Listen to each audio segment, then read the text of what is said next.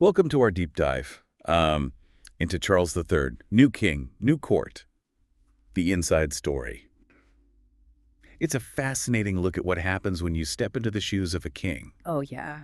Not just any king, but the one following Queen Elizabeth II's monumental reign.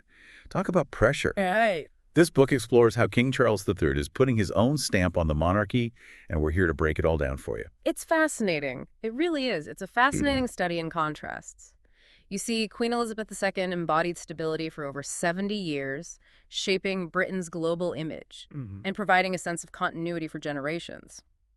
Now the crown rests on a very different head, someone who has always charted his own course. Absolutely. Yeah. The Queen was a symbol of steadfastness, rarely revealing her personal views. Right. Charles, even before becoming king, was known for championing causes like environmentalism and social justice, often quite vocally. Yeah.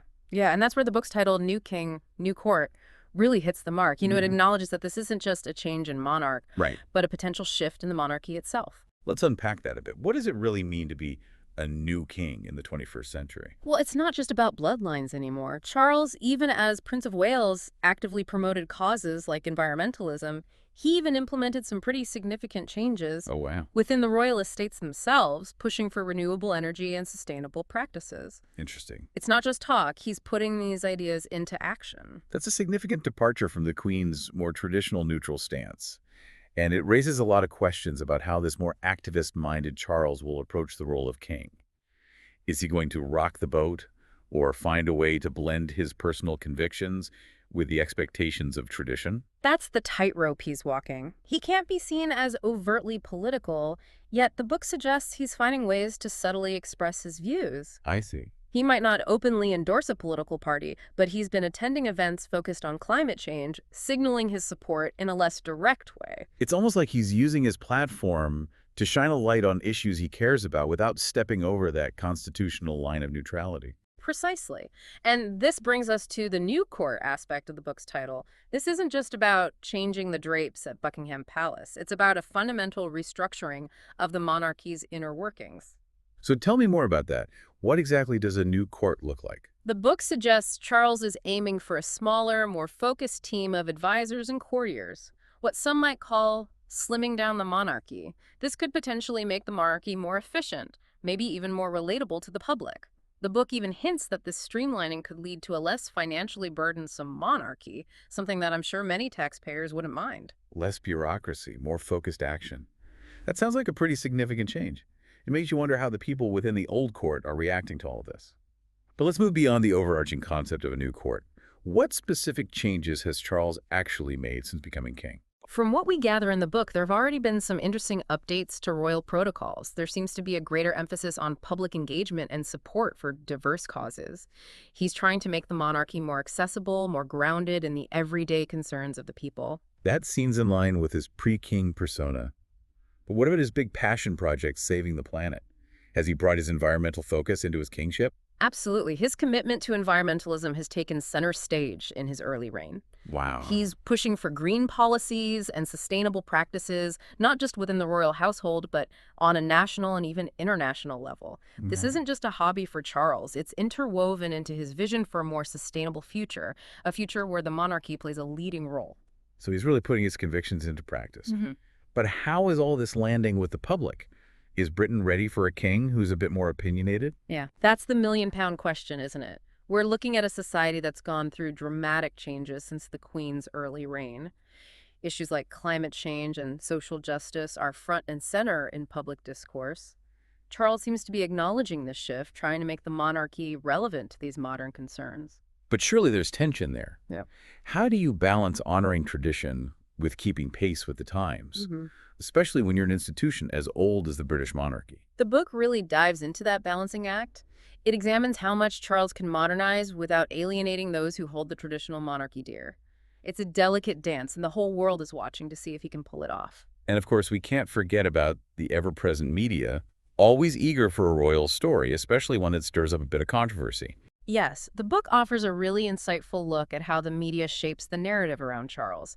They often portray him as this activist king, which can be a double-edged sword. On one hand, it paints him as a forward-thinking leader in tune with modern concerns, but it can also backfire, making him seem out of touch with traditional values, even to the point of jeopardizing the monarchy's neutrality. It's all about the spin, isn't it? Hmm. And how the public interprets the information they're given. Exactly. And the book does a great job of dissecting that spin, showing how different narratives are being crafted around Charles and his reign. Speaking of narratives, before we go any further, Hmm. I'm curious, what's the overall tone of the book? Is it pro-Charles critical or somewhere in between? That's a good question. Does it lean heavily in one direction or the other? It's refreshing to see that the author doesn't shy away from highlighting both the positive and potentially challenging aspects of Charles's reign. It's not a puff piece, but it's not a hit job either. Right. It feels like a balanced look at a very complex figure navigating a very complex situation. That makes sense considering the topic. It's not a simple black and white situation. Precisely.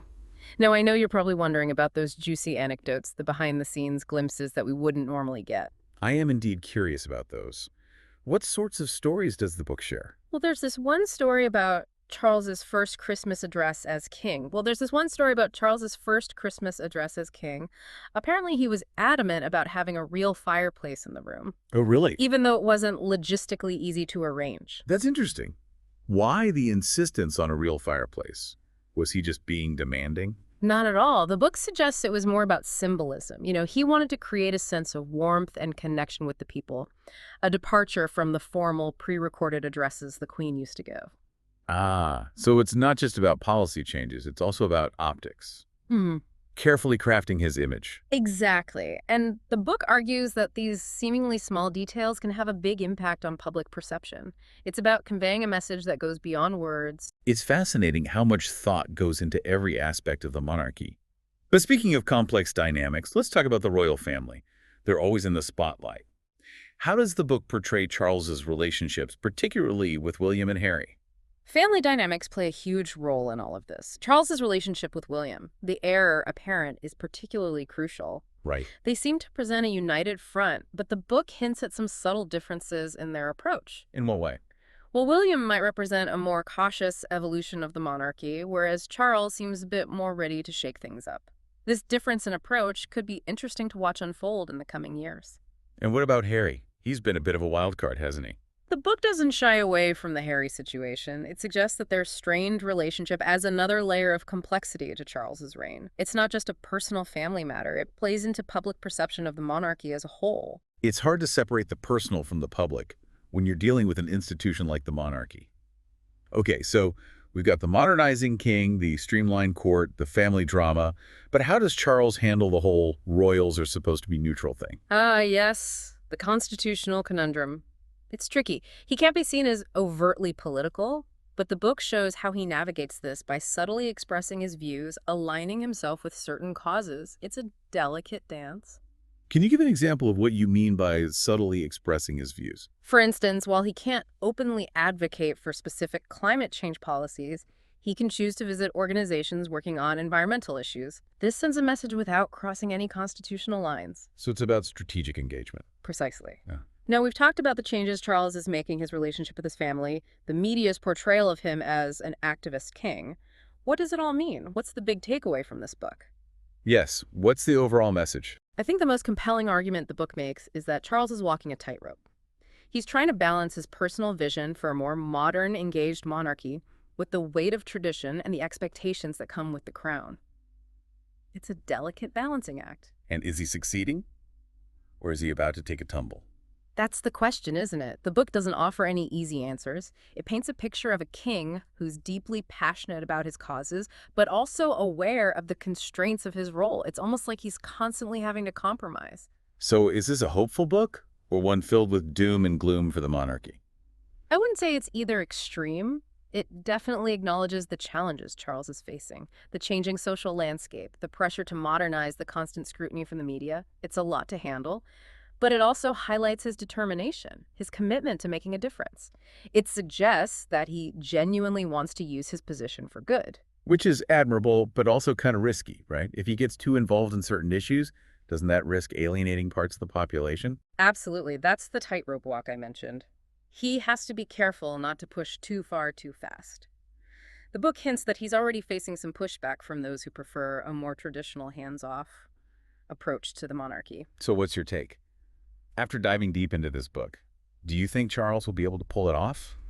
Will he be able to modernize the monarchy without breaking it? Honestly, it's too early to say. He's only been king for a short time, and there's still so much we don't know. But what I find fascinating is that he's even attempting this balancing act at all. It shows a real willingness to evolve, to adapt to the times. Whether he succeeds or not, it's going to be an interesting journey to watch. You said it. And for our listeners out there, I think this book is a great way to get a behind-the-scenes look at this pivotal moment in royal history. It's not just about Charles, it's about the future of the monarchy itself. And it raises a lot of thought-provoking questions. What does it mean to be a monarch in the 21st century? Can an institution steeped in tradition truly embrace change? And how much influence should a king have in a modern democracy? Those are some heavy but important questions to consider. They really are. It is fascinating to think about how those questions apply not just to the British monarchy, but to other institutions around the world as well. Absolutely.